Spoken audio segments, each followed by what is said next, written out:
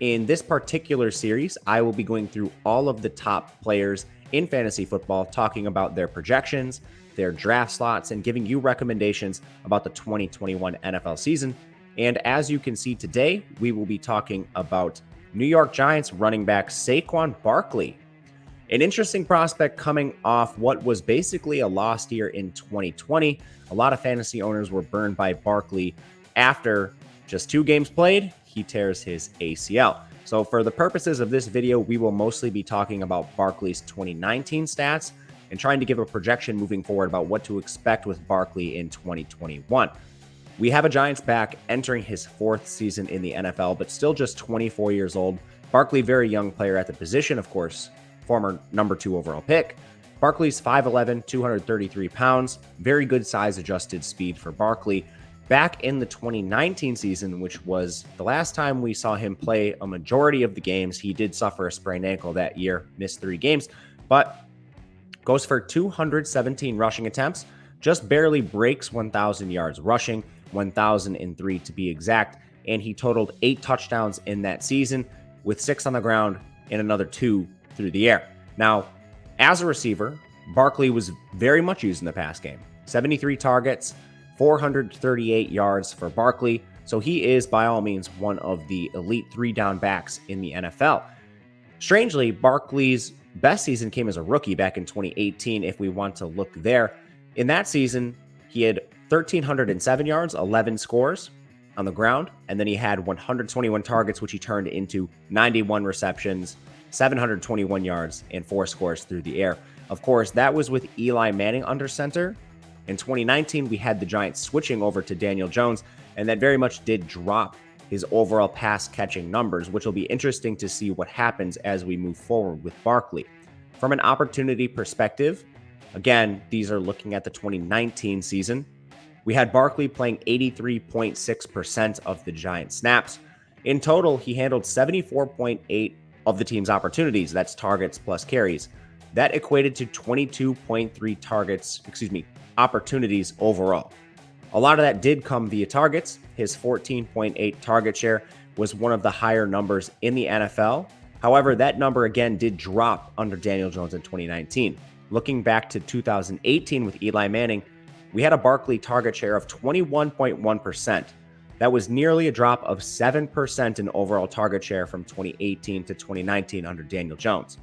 However, Barkley still did handle 75.1% of the carries, much to be expected with the investment the Giants made in Saquon Barkley as the number 2 overall pick in his rookie season.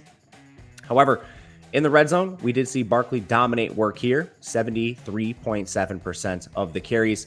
Unfortunately for Barkley, that was just 28 attempts. For comparison, a player like Derrick Henry was around 70% of his team's red zone attempts. However, Derrick Henry had over 50 rushing attempts, whereas playing for the New York Giants, that 75% red zone share, just shy of that, was only 28 attempts.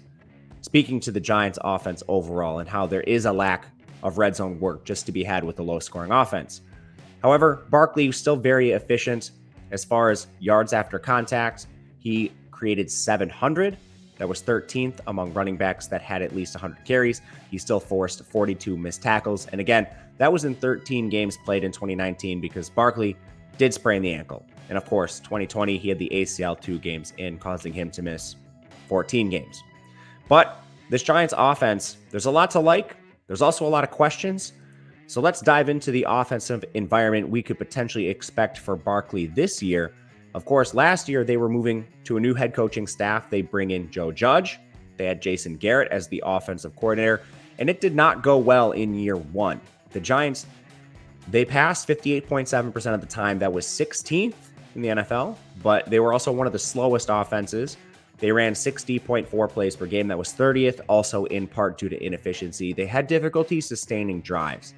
That equated to 17.5 points per game, which was 31st in the entire NFL.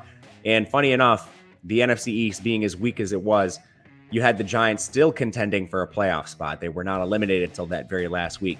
But still, this team struggled, especially on offense. Looking forward to this year, the Giants have the 22nd most difficult strength of schedule. They're projected for 7 wins overall. That doesn't bode well for Saquon Barkley from an overall scoring perspective, but he still should retain a large role.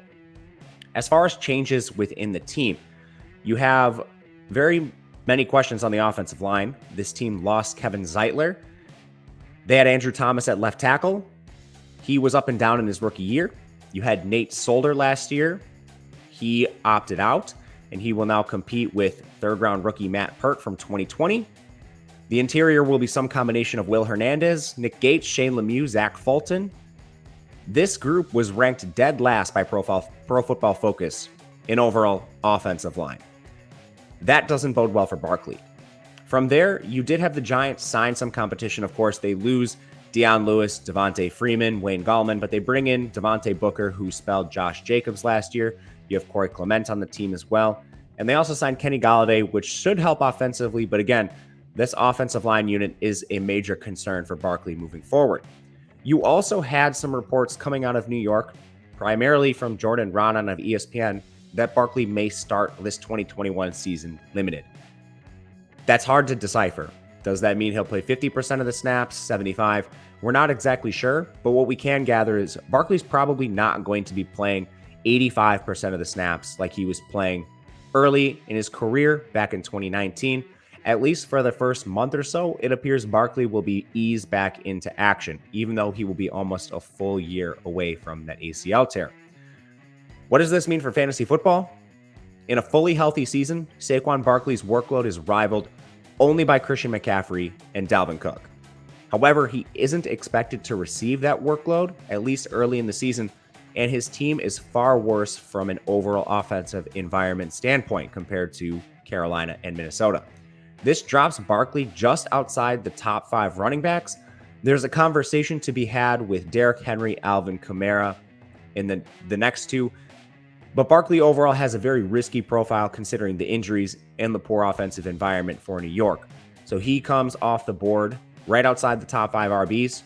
He will be one of the riskiest first-round picks this year. But of course, in fantasy football, we are trying to win our drafts. So once those top-tier running backs come off the board, I think Barkley is still worth a top pick inside the top 8 or so options. If you're in a very hungry running back league, maybe bump him up a little further there due to his pass-catching ability. But that will do it for us at Awesemo.com.